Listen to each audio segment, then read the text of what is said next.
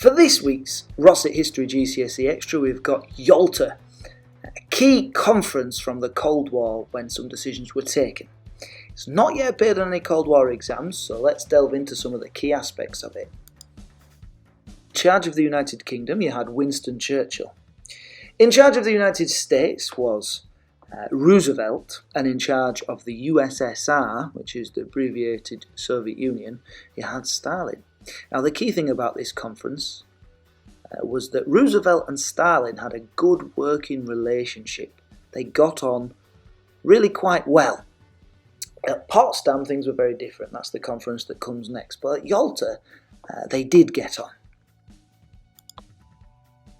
First agreement that was made was that Germany would be split into four, and the UK would control one area, the USA another, the Soviet Union or USSR another zone, and France were given some of Germany to control. And the exact same situation happened with Berlin itself, and it looked something like you can see in the map.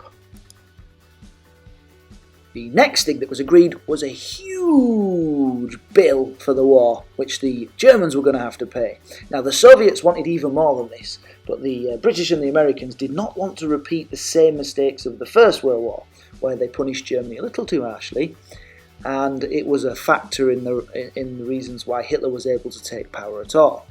So they tried to limit the Soviets, and one way they sort of, you would say, placated or made it so the Soviets would agree to it was to say that the Soviets would get half of that $20 billion because they suffered the most in the war. So it was only fair that they would receive the most in form of reparations, which is a bit like compensation. If somebody gets injured and they get compensation, that's kind of like what reparations is, but for countries.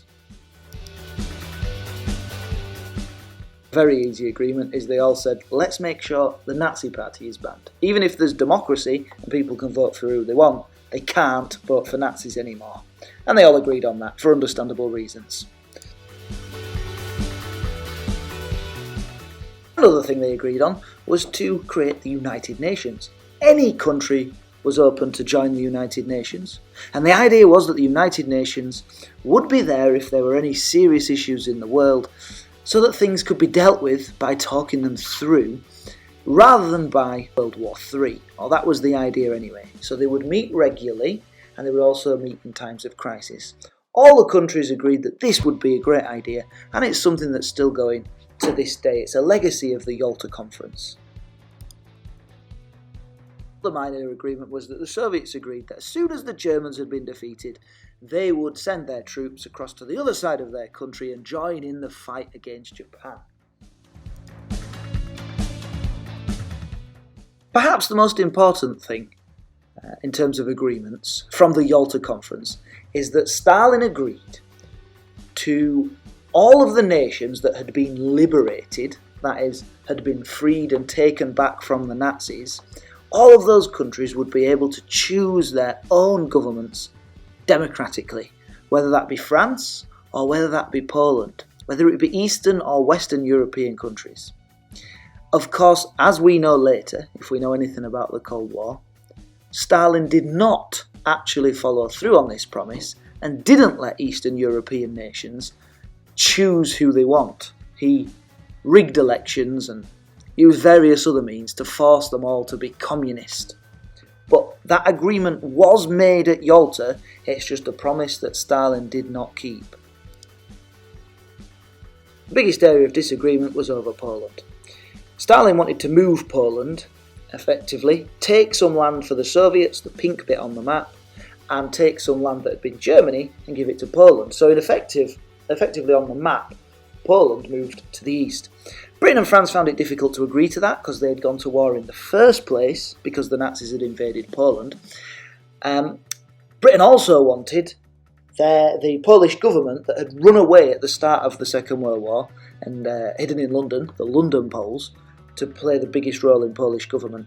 Stalin had his own group of communist Poles called the Lublin Poles, so there was a bit of a disagreement over that. It wasn't supposed to matter, of course, because the Poles were supposed to be able to choose, because Stalin had agreed to democracy for everybody.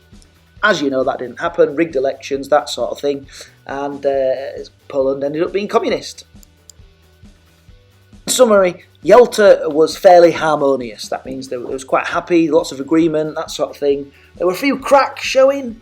Roosevelt and Stalin getting on so well was really key, as you might know from Potsdam. It didn't stay like that. And particularly one big promise was made that would never be kept. Roosevelt died soon after Yalta. The next conference at Potsdam, where Truman would be in charge, was very different to this one. And that's the Yalta Conference.